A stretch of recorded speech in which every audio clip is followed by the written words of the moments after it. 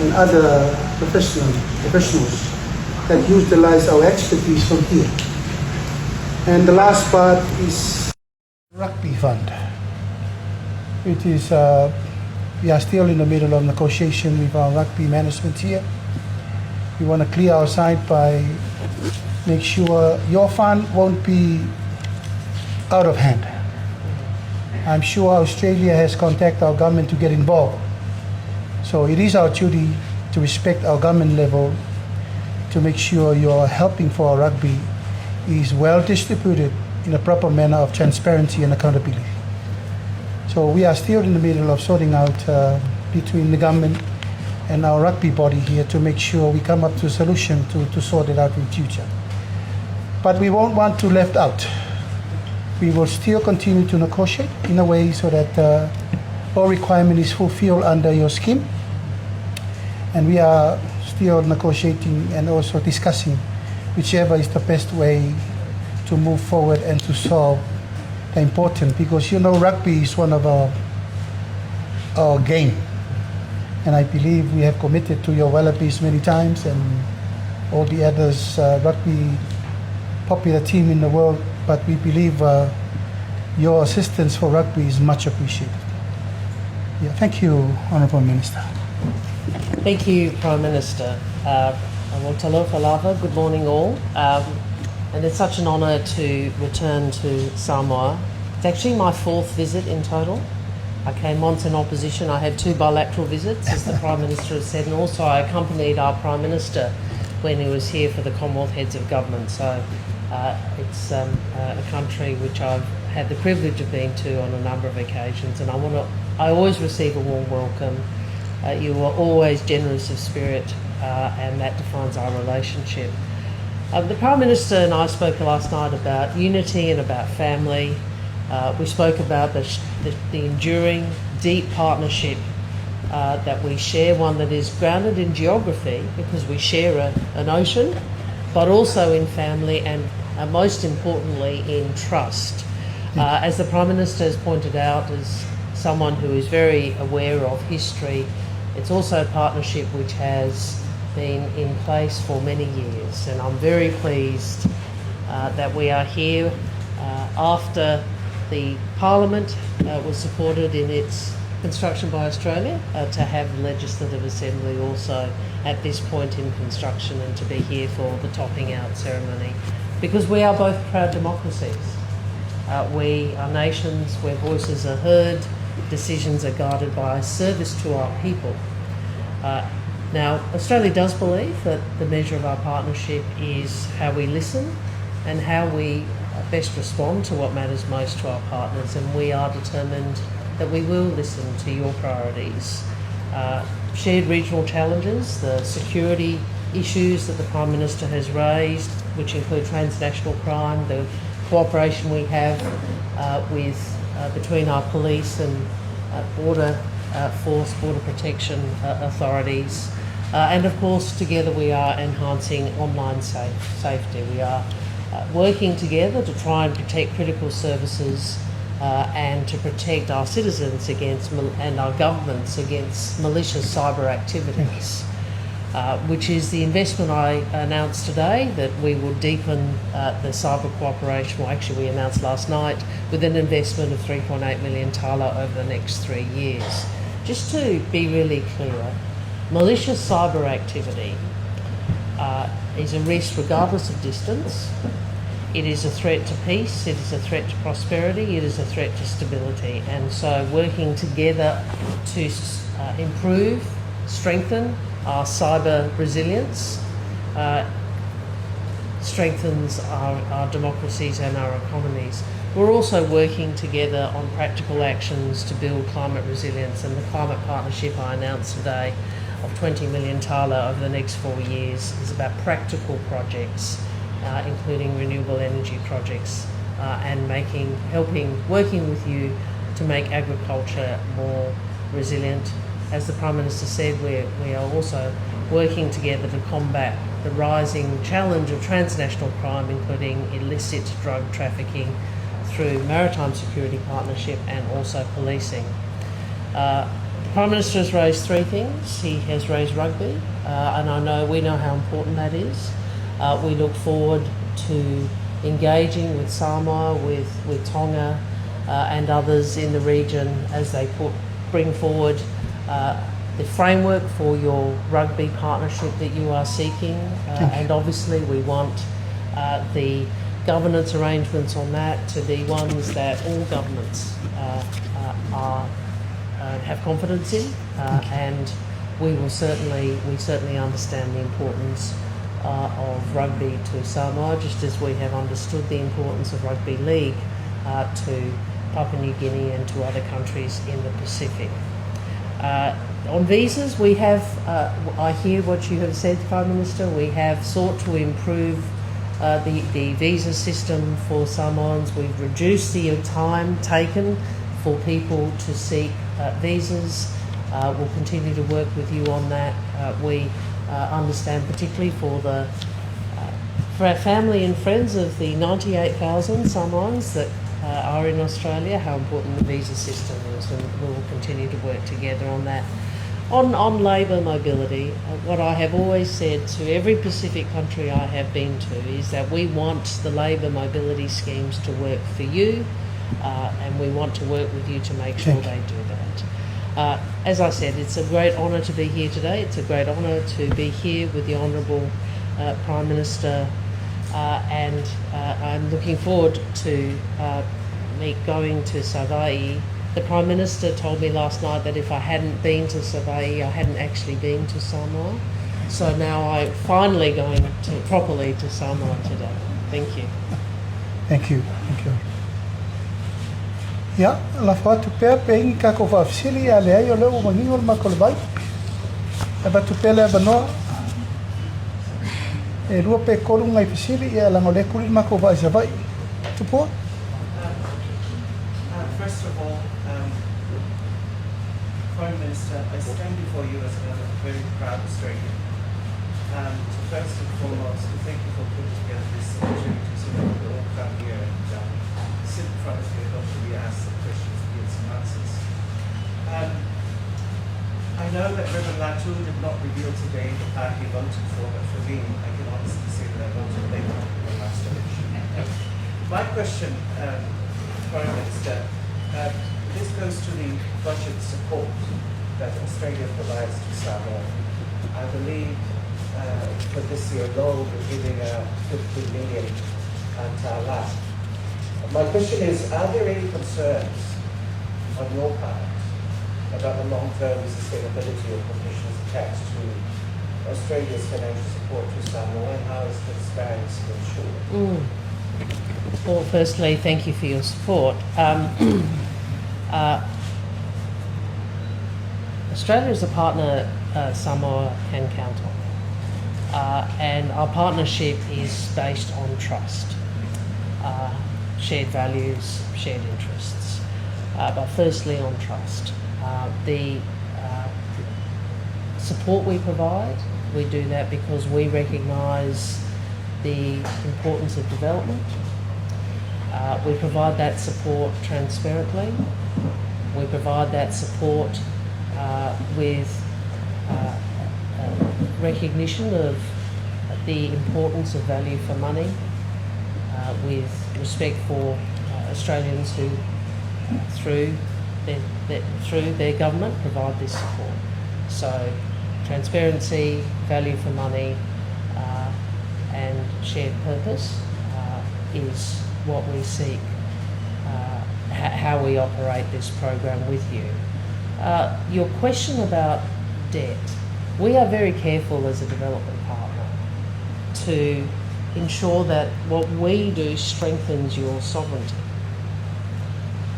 We don't seek to, in fact we work with partner countries, including Samoa, to ensure that it is a financially sustainable position for your government, because you're correct in identifying the risk. Very high levels of debt, and we see this around the world, unsustainable loans with particular donor countries. We have seen the way that has affected countries around the world. That is not the sort of development partner we want to be. Because in 20 years' time, I probably won't be here, Prime Minister, will you? You will be the next Prime Minister. It's not, as I said to my very good friend, the Prime Minister, it's not a job I ever want. But whoever is here, and whoever is the Prime Minister of Samoa, which may be the Honourable Prime Minister, we want the partnership to still be Thank you. sustainable and strong and trusted. Thank you. Madam Minister, the Australian aid to the Samoa workers is being held up by the Prime Minister. And the reason that he's been given, or he has given, is because there are questionable issues inside the rugby union that involves the chairman, who also happens to be the leader of the opposition party.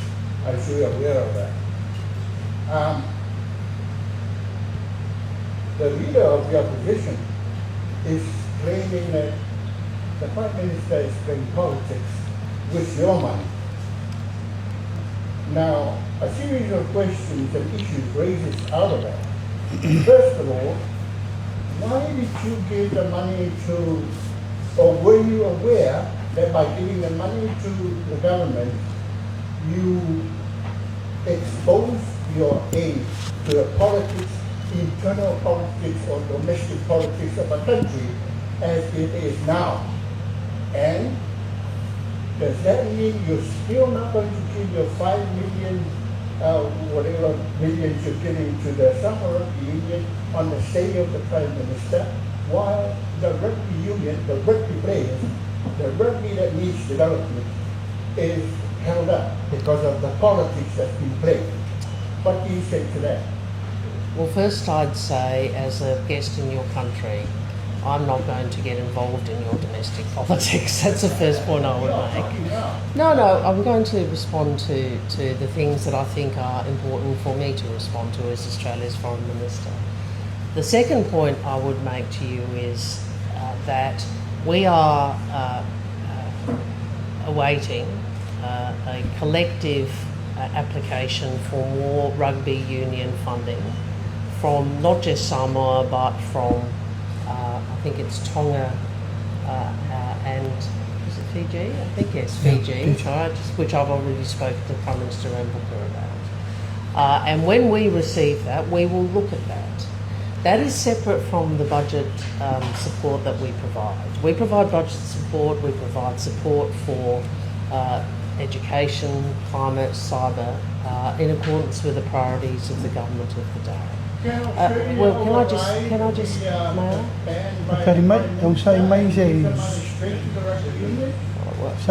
I think I've just responded to your question. I've said that we are awaiting a proposal from governments, which is how we deal with these issues, around further funding for rugby union in the 3 rugby union countries for whom rugby union is very important, which are Samoa, Tonga and Fiji. And we will look at that reasonably. We always expect reasonable governance in every funding arrangement that we have with whichever country we have. That is our responsibility in terms of Australian taxpayers to ensure value for money, and we will. Thank you, Honourable Minister. I wish to thank you for the assistance for 50 million tonne for the next 5 years. From government perspective, we need to clear out our own local issues. That include the rugby arena here. Rugby is a game that we really important to us, but somehow it's been politicized. And that is where we're coming in to clear out all the politicians inside our rugby union, first and foremost. We want the rugby to lead to the hands of the players and the people that loves the rugby the most. At this stage, our rugby is very important. We are in the level that Samoa never been before. Because of what? Because of management. So your assistance is much appreciated to develop our rugby again from all areas, from girls team, sevens team, 15 teams. But what we have seen, it's not the case. So leave it to us. I will make sure I'll sign if everything is sorted out from here. So in a way, no more politics inside rugby. Let rugby clear like Australian rugby, like New Zealand rugby, like world rugby. So, but I have my guarantee to you that Samoa will be part of this fund until I see our local differences is solved. Mr. Prime Minister, can you clarify what politics has done Sorry. for rugby?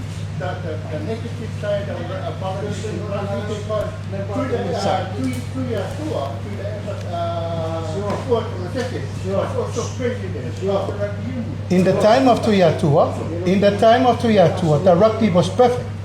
Remember that. But he was In the time of Tuiatua, look this way. In the time of Tuiatua, politics was involved, but the rugby was perfect. Now, with Tulepa's time, where is our rugby? You name it. Where's the level of our rugby now? This is where I'm saying, this is my time as a Prime Minister, I need to sort this out. Well, No more politics in that panel. So perhaps I can just again clarify. We have a Pacific Australia sports program. Rugby is the largest partnership under that program, and we are looking forward to working with Samoa, with Tonga, with Fiji on their proposals for additional investment. I'm happy to take further questions over here. Thank you. Talanoaga City. Now, drug trafficking is a major issue around the country, especially in the Pacific. Yeah. May ร็ว Can you collaborate with how the Australian government Ma will fo- assist the Samoa government and the Samoa people with efforts to fight and combat drug trafficking in Australia? Thank you. Are you all right if I start here? Thank you, Prime Minister. Well, this is something the Prime Minister and I have discussed last night, and I know has been discussed between our two governments for some time, and you are right. Unfortunately, we are seeing much more illicit drug trafficking through our region, and that breaks our hearts. Samoa, but not only other island nations of the Pacific. So, and we all know that no one country can combat this sufficiently. So one of the things we are seeking to do is have our police and maritime security more joined up. It is the point I sought to make in my speech, which is working together is how we assure our collective and individual security. And so one of the two MOUs that were signed, that the Prime Minister signed last night and I witnessed, are between policing and maritime authorities, in great part for the purpose that you describe, but also more generally. I also want to say this, Samoa should be very proud of your policing capability. Thank you. We have together worked on a Pacific policing initiative. I describe it as Pacific-led, Australia-backed. We provide training in Australia at Pinkenba. We work with others, and of course we have together created a deployable police force. And I think the first time that was deployed properly was actually here in Samoa at the Chogan. But Samoa is not only training officers through that policing initiative, and I think you've had 7 graduate from the program, but you have provided trainers. So 2 of the trainers on the program are Samoan. So that I think should give your people confidence in your policing capacity, which we will continue collectively in the Pacific to work with you on. Madam Minister, you have an educational visa program. Yes. You have the labour mobility, and also in New Zealand we have the RSE scheme. Our government has a concern of the number of people leaving our families here, travelling to Australia and New Zealand to take this job in the labour mobility and the RSE scheme. How are you going to react to that concern from our government? Well, we always want to listen to and work with governments from sending countries, because we want these programs to work for you. Thank you.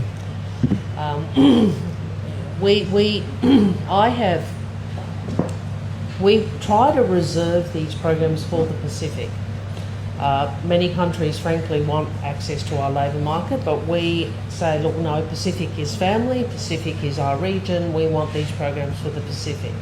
But I have said to every country I've gone to, whether it's Tuvalu, Samoa, Tonga, pardon me, Fiji, I'm going to Niue later today, I've said the same thing.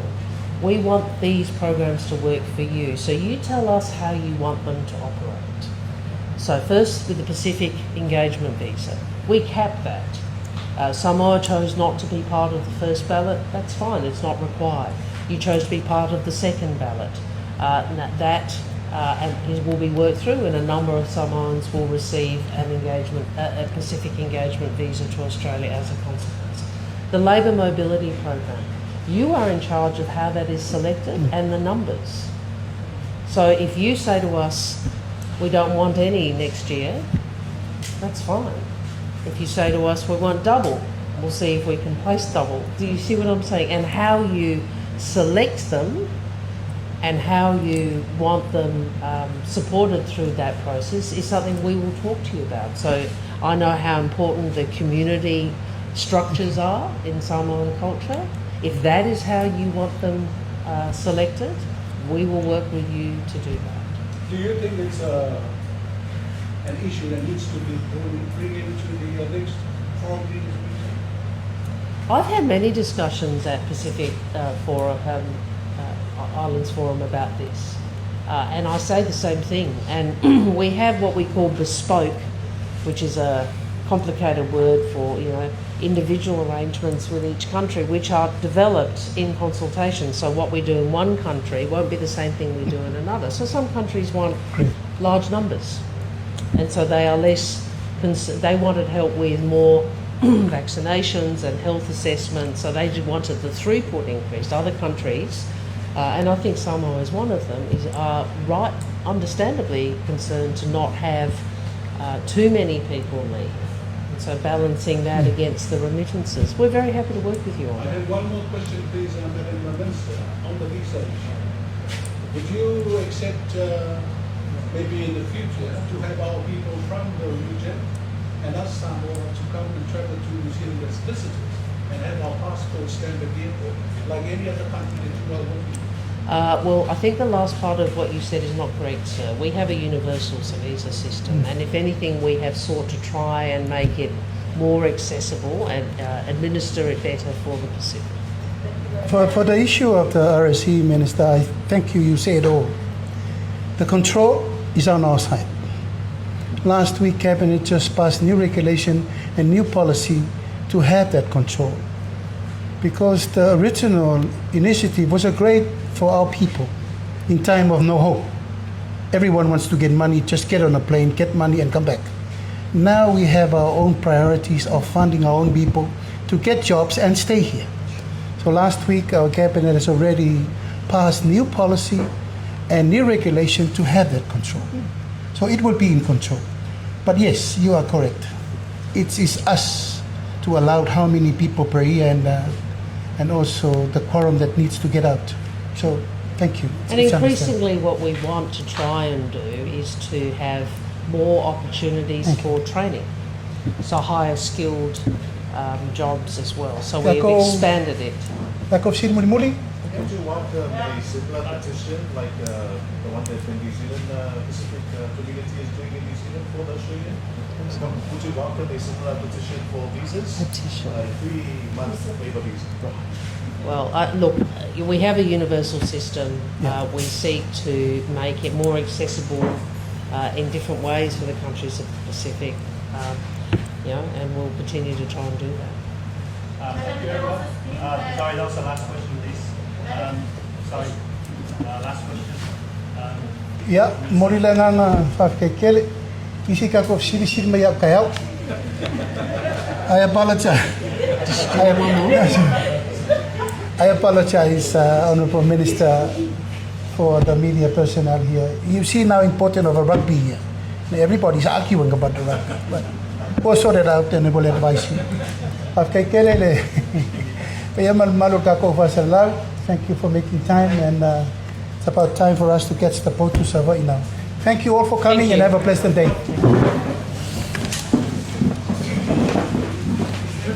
Nagkamalaya ka kahit hindi siya ko mag-isa.